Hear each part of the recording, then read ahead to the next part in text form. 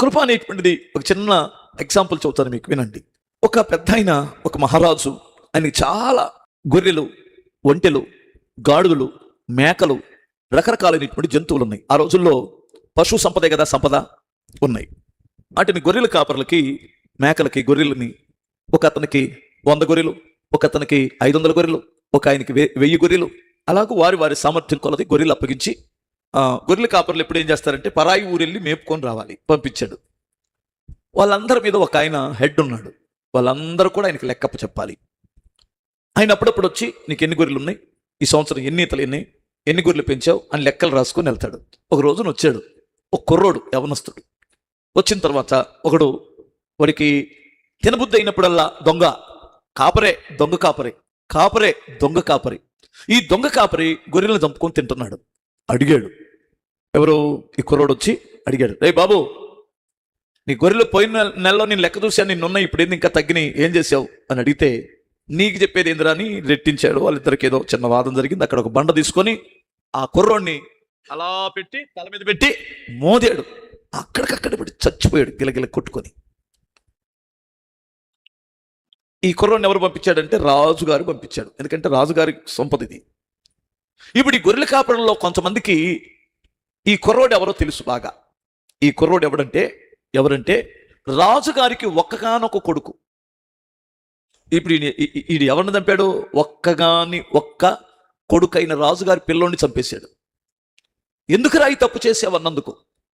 ఇప్పుడు ఈ గొర్రెల కాపరులు అందరూ, ఒరే మా నోటికి మాకు భోజనం పెట్టేది మహానుభావుడా రాజు, ఆ రాజుగారు కొడుకు తప్ప ఎవడడుగుతాడు రా నేను లెక్కని వీళ్ళందరూ దుడ్డు కర్రలు తీసుకొని వాడు వెంటబడ్డారు. వాస్తవంగా ఆ మూర్ఖుడికి రాజుగారి ఇల్లు కూడా తెలియదు, ఏదో కొత్తగా వచ్చి జాయిన్ అయ్యాడు అనుకుందాం. ఇప్పుడు వీళ్ళు దుడ్డు కర్రలు పెట్టి వెంటబడినప్పుడు పరిగెత్తి పరిగెత్తి పరిగెత్తి పరిగెత్తి పరిగెత్తి పరిగెత్తి పరిగెత్తి చివరికి ఆ యజమానుడి ఇంట్లోనికే వెళ్ళాడు, రాజుగారి ఇంట్లోనికి వెళ్ళాడు. వెళ్ళిపోయిన తర్వాత వాడు ఆ రాజుగారు గబగ ఎదురొచ్చి ఏంటి బాబు అని అడిగాడు.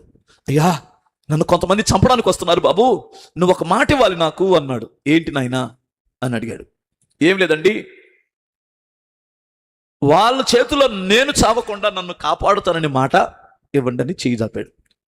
హే పర్వాలేదురా, వాళ్ళు నేనేం చేయను, నేనున్నాను కదా అంటే, లేదయ్యా నాకు మాట అన్నాడు. వెంటనే చేతిలో చేసి నీ ప్రాణానికి హాని కలగదు, నీ ప్రాణానికి నా ప్రాణం అడ్డేస్తాను, భయపడమాక ఇంట్లో ఉండన్నాడు. ఈ లోపల ఆ కాపర్లందరూ కర్రలు తీసుకొని వచ్చారు. అయ్యా రాజా, ఆ దుర్మార్గుడిని మాకు పట్టించండి, వాడిని కత్తికో కండ చేయాలి, ముక్కలు ముక్కలుగా నరికేయాలంటున్నారు. పోనివ్వండిరా, ఆడికి నేను మాట ఇచ్చాను, క్షమించండి అన్నాడు. క్షమించడానికి అయ్యా, వాడు క్షమించడాన్ని నేరం చేశాడు, ఆడు మహా దుర్మార్గుడు, ఆడు చేసిన తప్పు గాని నీకు తెలిస్తే నువ్వే వాడిని కత్తికో కండగా నరికేస్తావు, పోనివ్వండి. లేదయ్యా, అలాంటి వాడిని ఇంట్లో చేర్చుకోకూడదు బాబు, వాడు దుర్మార్గుడు, వాడు దుష్టుడు. ఏం చేశాడు? నీకు ఒక్కడై ఉన్న నీ కొడుకుని వాడిని లెక్కడిగిన పాపానికి మా కనులు ఎదుట రాళ్లతో కొట్టి చంపేశాడు బాబు. ఒక్కసారి ఆ వార్త వినగానే ఆ రాజుగారి గుండె ఆగిపోయినంత పని అయిపోయింది. ఒకసారి అలా కోలబడిపోయి మంచినీళ్ళు తాగి వాడిని పిలవండి అన్నాడు. వాడిని పిలవండి అనగానే వీడికి 1 or 2 పడిపోయినంత పని అయిపోయింది. గజ్జ గజ్జ గజ్జ గజ్జ గజ్జ వణుకుతున్నాడు. ఈ రోజుతో నేను ఏం చేతిలో పడ్డాను, ఎవరింటికి వెళ్ళినా పోయేదే, వచ్చి వచ్చి వచ్చి పులిబోన్లో దూరినట్టు అయిపోయింది నా పని అనుకొని గడగడగడ వణుకుతూ వస్తే ఆ రాజుగారు ఒక్క నిమిషం ప్రాణాలు తెప్పరిల్లి తిప్పురుకున్న తర్వాత ఒక మాట అడిగాడు. ఒరే, నా కొడుకు ఒక్కగానొక్క కొడుకు, చాలా మంచివాడు, ప్రేమ కలిగిన వాడు, ఎవరికి అన్యాయం చేసేవాడు కాదు, నీతిమంతుడు, అపవిత్రత లేనివాడు, ఆయన నువ్వు చంపేశావు, నీ పొట్టను పెట్టుకున్నావు, నేను కోరేది ఒకటే, నా కోరిక నెరవేరుస్తావంటే నేను అడుగుతానన్నాడు. చెప్పండి అయ్యా, ఏంటి చంపుతాడు అనుకుంటే ఇలా జాలిగా అడుగుతున్నాడని మోకాళ్ళ మీద పడిపోయాడు. ఇప్పుడు నేను చంపేయగలను, నిన్ను కత్తికి ఒక కండగా నరికేయగలను, కానీ నేను కోరేది ఏమిటంటే నా కొడుకులాగా నువ్వు బ్రతుకుతావా?